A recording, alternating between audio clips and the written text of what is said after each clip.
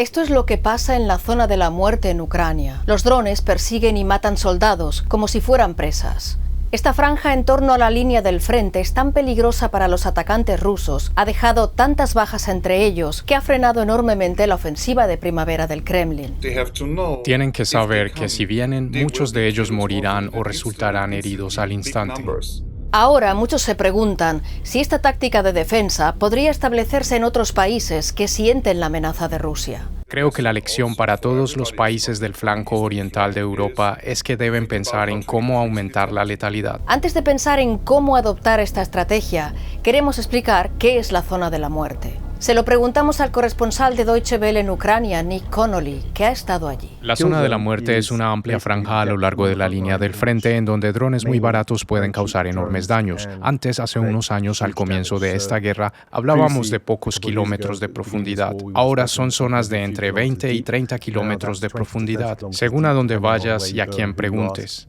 Son 20 o 30 kilómetros de territorio infestado de drones controlados por ambos bandos. Este mapa representa a grandes rasgos la zona disputada a lo largo de la línea del frente. Es imposible mostrarlo con exactitud porque los drones y sus pilotos se mueven constantemente. Si observamos las imágenes por satélite de la ciudad de Pokrovsk, en pleno campo de batalla, vemos que no tiene el aspecto que cabría esperar. Apenas se ven tropas, pues aquí los soldados de ambos bandos deben ocultar sus movimientos. Tampoco hay apenas tanques ni otros vehículos muy fáciles de detectar y destruir para los drones. Nick Connolly se aventuró recientemente en la zona de la muerte de Pokrovsk con tropas ucranianas. Solo podían conducir hasta cierto punto, desde donde los soldados debían caminar hasta 15 kilómetros para llegar a sus posiciones cerca de los atacantes rusos. Un soldado ucraniano contó a Nick Connolly lo que le ocurrió una vez cuando intentaba entrar. Habíamos cargado el coche e íbamos a regresar cuando dos drones FPV de corto alcance cayeron a 1 metro del coche. Sobre el terreno había mucha confusión, con los grupos de reconocimiento rusos muy cerca. Intentamos mantenernos ocultos debajo de los árboles durante todo el camino. Salimos al amanecer y no llegamos hasta la noche. Volvemos al exterior. Si sumamos ambos lados de la zona de la muerte, es una franja de 50 o 60 kilómetros de ancho a lo largo de una línea del frente de más de 1.200 kilómetros. Allí las operaciones militares convencionales son extremadamente difíciles, si no imposibles. Preguntamos a Nick si en esas condiciones cualquiera de los dos bandos podría llegar a orquestar una ofensiva exitosa y lograr avances significativos. Los enormes tanques rusos y los ataques con vehículos blindados que vimos al principio de la guerra son cosa del pasado. Tampoco funcionaron bien al principio de esta guerra, pero ahora son aún más inútiles. Hemos visto numerosos soldados rusos a menudo a pie en pequeños grupos, a veces en quads o motocicletas, a veces incluso a caballo intentando pasar desapercibidos. Si las grandes ofensivas quedan descartadas, eso significa que la guerra se compone de miles de pequeños golpes, como este, en donde dos soldados rusos se rinden en la zona de la muerte ante un robot. A veces un bando suma suficientes golpes como ese y reclama una posición adelantada como territorio conquistado. Rusia dice controlar Pokrovsk tras años de asaltos, pero esa ciudad se encuentra dentro de la zona de la muerte. ¿Está entonces realmente bajo control ruso? Al principio de la guerra se veían en televisión imágenes de soldados izando la bandera rusa sobre pueblos y ciudades de Ucrania. Había una fanfarria al respecto. La versión de eso en 2025 y 2026 son videos de varias unidades rusas que muestran la visita de alguna autoridad de Moscú recorriendo ruinas en Pokrovsk y sosteniendo una bandera, pero sin poder izarla por cuestiones de seguridad y en alerta por si hay algún ataque. Mantener el territorio es mucho más difícil. Solo se tiene un control seguro de una ciudad cuando el adversario está a 30 o 40 kilómetros de distancia. Para Ucrania, la zona de la muerte es un alivio, pues resta presión al reclutamiento, uno de los grandes problemas del país. Es mucho más fácil convencer a la gente de que se forme para ser piloto de drones que motivarlos para asumir el riesgo de estar en la primera línea de infantería. En Ucrania circulan historias desgarradoras de personas que permanecen atrapadas en esas trincheras, a veces a 1 kilómetro de las posiciones rusas, durante 1 o 2 meses o incluso más, durante cientos de días. Son posiciones que nadie quiere asumir. ¿Qué significa eso para las perspectivas de la guerra a largo plazo? Hablamos de ello con Nico Lange, del Instituto de Análisis de Riesgos y Seguridad Internacional. ¿Podría la zona de la muerte convertir esta guerra en insostenible para el Kremlin? Creo que Putin quiere mantener los combates, pero eso cambia la guerra. Rusia no avanza y ahora, además, sufre más ataques en su territorio. Rusia tiene problemas financieros y es posible que el Kremlin se vea obligado a recurrir a métodos de reclutamiento más violentos. No puede pagar a los reclutas, pero necesita cada vez más.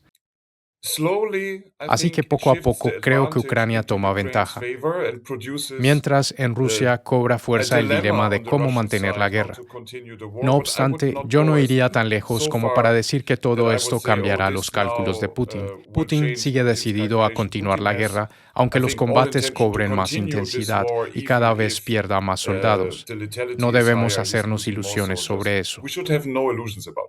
El problema es el presidente de Estados Unidos, Donald Trump. Ya interrumpió una vez el intercambio de información de inteligencia con Ucrania y podría volver a hacerlo. ¿Sería posible para Ucrania mantener su zona de la muerte sin los estadounidenses y sin la ayuda, por ejemplo, del satélite Starlink de Elon Musk? ¿Podría la red ucraniana funcionar por sí sola? Creo que es suficientemente local, suficientemente ucraniana para sobrevivir. La mayor parte de la información proviene de drones de reconocimiento ucranianos que patrullan arriba y abajo en las líneas del frente. Todo ello se transmite a una plataforma de gestión del campo de batalla llamada Delta, que impresiona a muchos países europeos. Se alimenta de toda la información procedente de drones, satélites comerciales y otras fuentes para mostrar a los comandantes qué sucede sobre el terreno, de qué recursos disponen y también de qué recursos dispone el ejército ruso. También utiliza IA para predecir cómo se comportarán las fuerzas rusas basándose en la experiencia previa. Tenemos un ministro de Defensa aquí en Ucrania que procede del sector tecnológico. Antes fue ministro de Transformación Digital. La idea es presentar eso como una oportunidad para que empresas tecnológicas internacionales prueben sus modelos. También dice, no solo estamos pidiendo algo, tenemos datos, una enorme cantidad de datos sobre cómo se libra la guerra moderna, datos que vas a necesitar para mejorar tus sistemas defensivos. Entonces, ¿podría Ucrania exportar su estrategia en las zonas de la muerte a otros países de la región que sienten la amenaza de Rusia en el este? Es un método legítimo de disuasión. Creo que para eso se necesita un conjunto de capacidades militares. Las municiones baratas, las municiones de merodeo, los drones, son sin duda parte de esos sistemas. Ucrania también tiene grandes capacidades para librar la guerra electrónica. Necesitamos que la clase política sea consciente de esta importancia también para el flanco europeo oriental. Hay lecciones muy claras en todo eso, pero quizás la más importante sea no centrarse mentalmente en el territorio y no contar los tanques, sino aumentar las capacidades para causar una letalidad muy alta, al instante.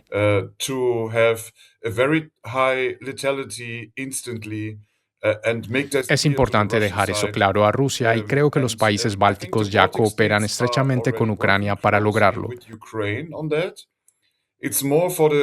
Ahora se trata, más bien, de que los países de Europa Central, como Alemania, se tomen esa lección en serio y sepan cómo librar una guerra contra Rusia.